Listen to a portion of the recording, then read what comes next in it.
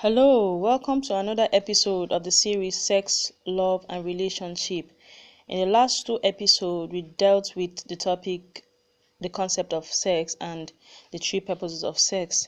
And I'm sure that you've had an understanding of what the purpose is. And today I'm going to be talking about the topic, the truth about sex. John chapter 8 verse 32, you shall know the truth and the truth will make you free. So when you know the truth of something, then you can apply it correctly. You can apply wisdom. And so there's so many truths about sex, and I'm going to be talking about just a few today.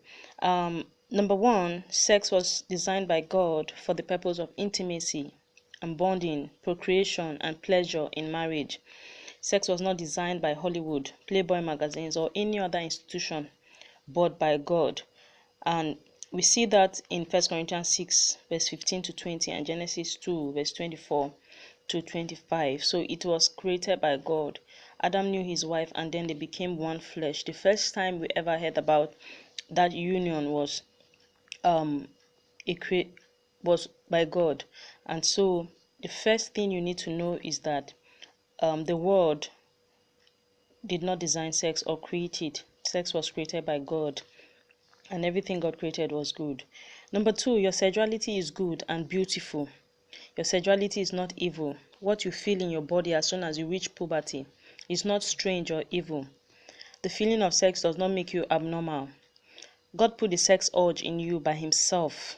However, he wants you to express and enjoy it only within the confines of marriage so that you can reap the total benefit. Humanity would go extinct without the sex urge. The sex urge is God's plan to multiply his seed on the earth. And so the sex urge is not wrong, is right, is normal. So what you are feeling in your body makes you normal. If you are not feeling what you're feeling, then there's going to be a problem. There should be a question mark. Number three, everyone on earth experiences a sexual urge, starting from puberty to old age. The difference lies in the intensity of the feeling, which is determined by how young or how old you are. And so you must understand that everyone on earth experiences the sex urge. And so at some point in your life, you begin to experience it until you leave the earth. And so number four, the sex urge is very powerful yet controllable.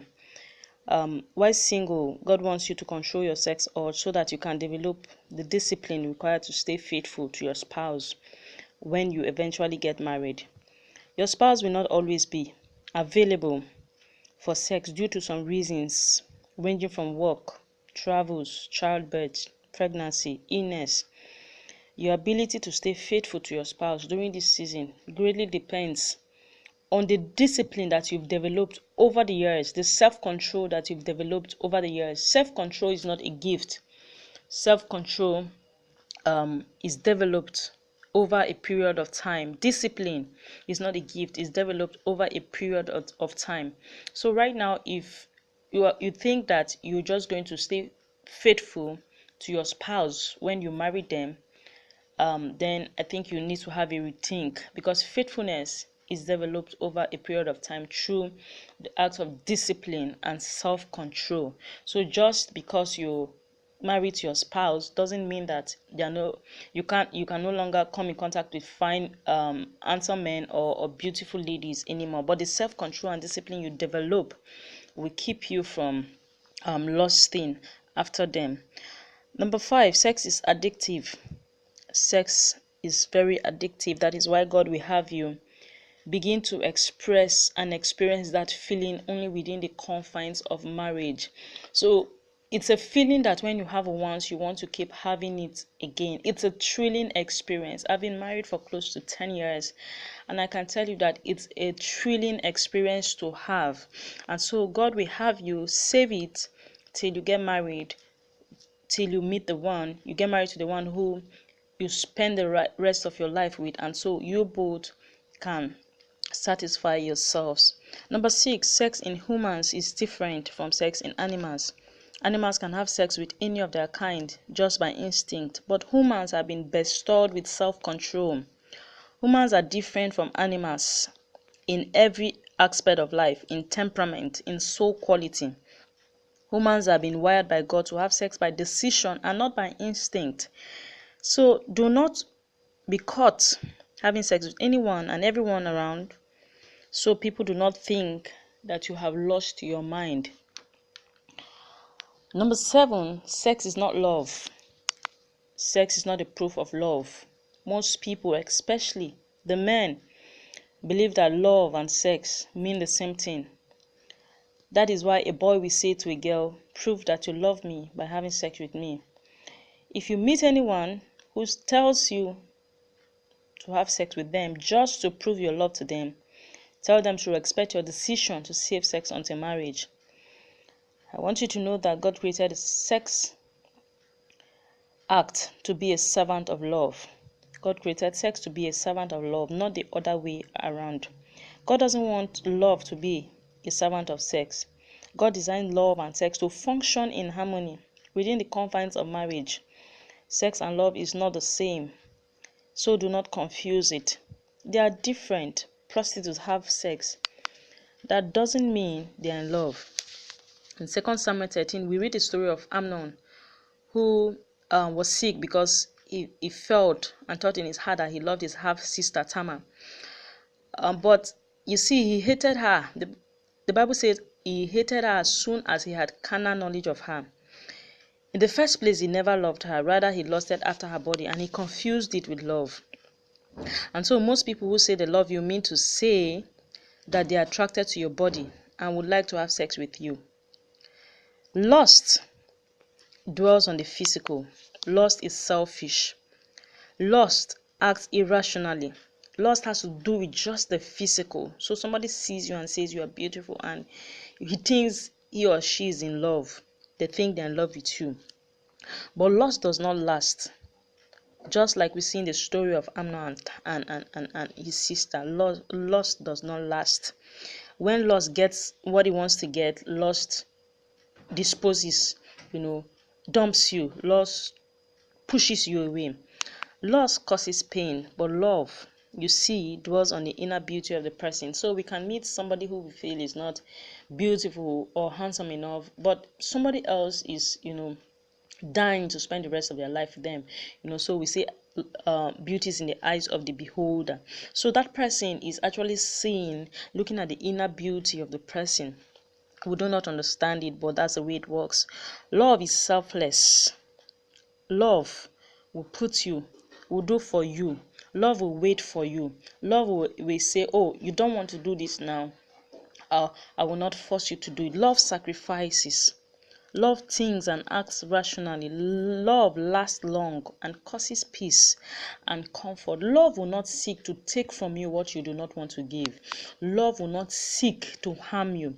Love will not seek to destroy you. Love is not selfish. Love does not think of themselves. So anyone who says they love you and wants to take from you your most precious gift, what you do not want to give, then that person really does not love you.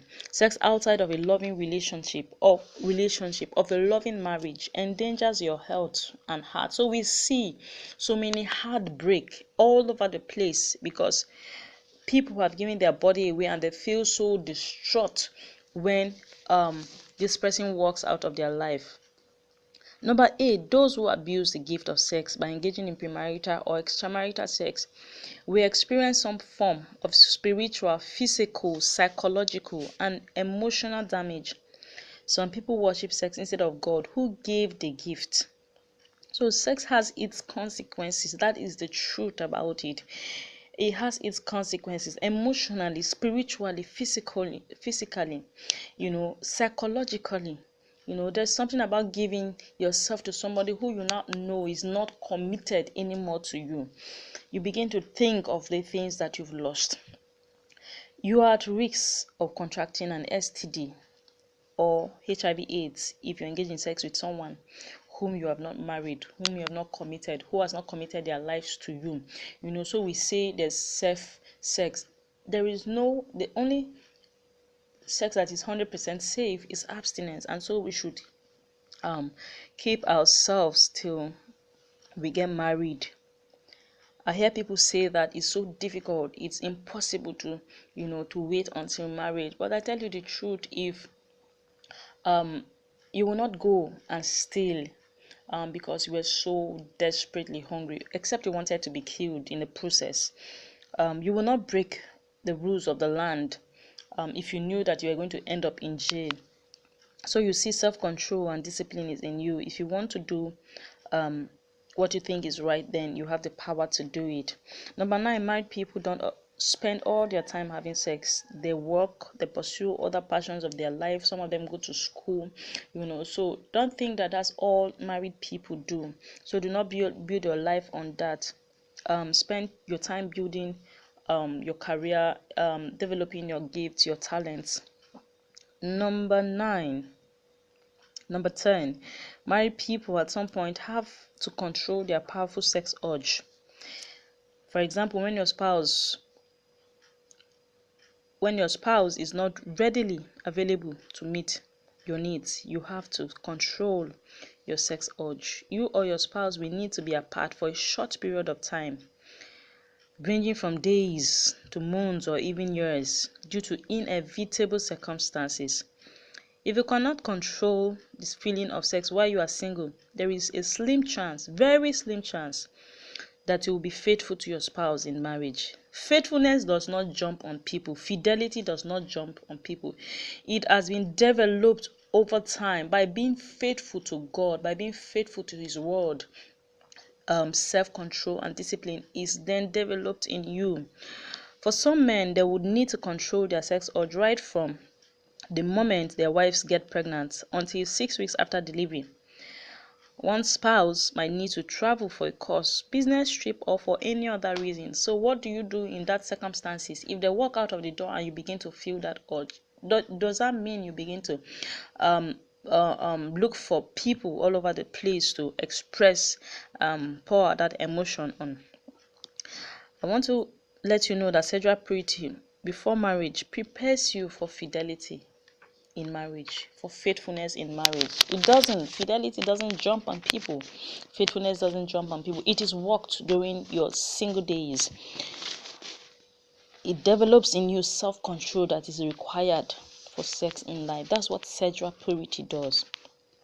I know that most people, especially men, believe that it is impossible to live a life of sexual purity or stay faithful to one spouse, but that is a lie from the pit of hell. I sat down talking to 5 women, and I was shocked that 5 of them, who obviously are married with children for so many years, some for decades, believe and agreed that it is impossible for their husbands to stay faithful to them. It was a shocking experience I had, but that is not true. That is what the world has sold, to us. That is what the devil has sold to us. But that was not God's original plan. God's original plan was for you to control your sex drive, and not the other way around. For you to be faithful to a spouse, and for you to find a spouse that will be faithful to you.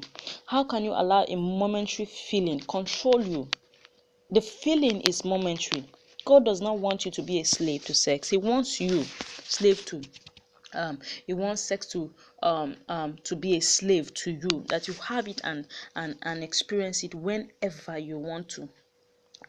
The feeling of sex is caused by a chemical cocktail in your brain. It has nothing to do with love.